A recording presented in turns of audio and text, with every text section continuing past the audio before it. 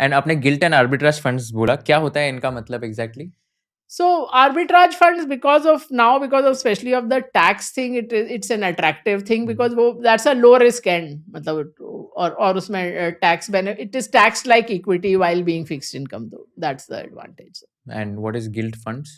Gilt is a government security, so I'm saying that's the low risk end. That's why I was saying gilt is the government securities funds. ठीक है, तो just again coming back to the main question, तो any specific मतलब अभी जैसे equity और fixed income हो गया, रियल एस्टेट में आपने बोला कि इतना ज्यादा लिक्विड नहीं है, तो हाँ, मतलब not निवेश preferable. करने के लिहाज से ठीक नहीं है। आपको वही बोल रहे हैं, घर खरीदना है तो उसकी Yeah. कंसिडरेशन अलग है। या let's skip that buying the house thing, but equity, fixed income या डिजिटल गोल्ड या गोल्ड भी हो गया, तो ऐसा कोई मतलब परसेंटेज आप कुछ एडवाइस करोगे कि पेरेंट्स डिपेंडेंट नहीं है and this like person is on their own, so equity fixed income कितना परसेंटेज होना चाहिए on an average? Then maybe 60-65% you can have in equity when if Okay. you truly do not need to touch it for, as I said, 10 years. Okay.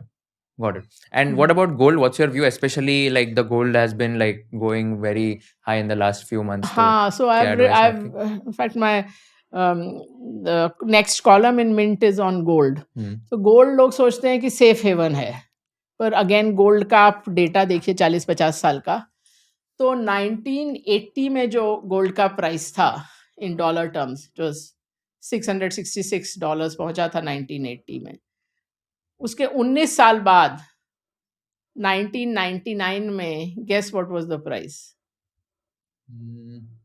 कितना होगा? $1000? $250, $250? $255. It was down 62% Oh my in God. 19 years. It crossed that 1980 high in 2007. बीच में 60%, 62% गिरा and then it crossed. From the next high, it fell 40%. Okay. So that is how volatile gold is.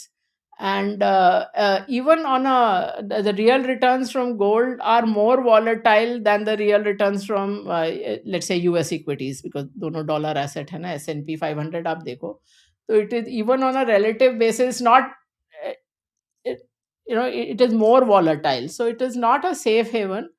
It is good to have it in your portfolio as a diversification thing, but not to the extent of let's say 30% or anything like that. तो और दूसरी चीज एक ये है कि हम लोग फिर तो मतलब हमारी दादी नानी गलत थी क्या कि गोल्ड खरीदती थी, सोना खरीदती थी? नहीं, बिकॉज उस समय gold was your only currency hedge. So इसीलिए रुपया में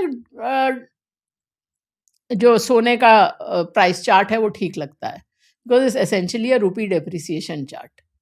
So you are looking at it in rupees, and because rupee is depreciating, so even if the dollar price is falling, you're still looking, it still looks okay. So they were right then, because उस समय capital account convertibility नहीं थी. So that was the only way to get a currency hedge. क्या मतलब होता है capital account convertibility का? कि आप बाहर निवेश नहीं कर सकते थे. Okay. तो आप भारतीय थे, आपके जो दर्शक हैं उनको शायद ये चीज़ नहीं मालूम होगी, लेकिन मैंने जब तक काम करना शुरू किया और उसके भी काफ़ी साल बाद तक, आप गेस करिए कि आप कितना करेंसी बाहर ले जा सकते थे. अगर आप समझ लीजिए लंदन जा रहे हैं या न्यूयॉर्क जा रहे हैं, तो कितने डॉलर लेके जा सकते थे? I don't know, I mean, $10,000 में भी $500 3 साल में एक बार. अगर आप 3 साल में एक बार से ज्यादा बाहर जा रहे हैं, तो बाकी हर बार आप खाली $20 लेके जाते थे. Only $20? That was the law. And you were not supposed to borrow from somewhere, anywhere. And it was a jailable offense. So essentially anyone traveling abroad was committing some crime or the other unknowingly. Because आप लेके भी $20 जा रहे हैं और आप वहाँ किसी से पैसा ले भी नहीं सकते हैं, तो how are you supposed to live?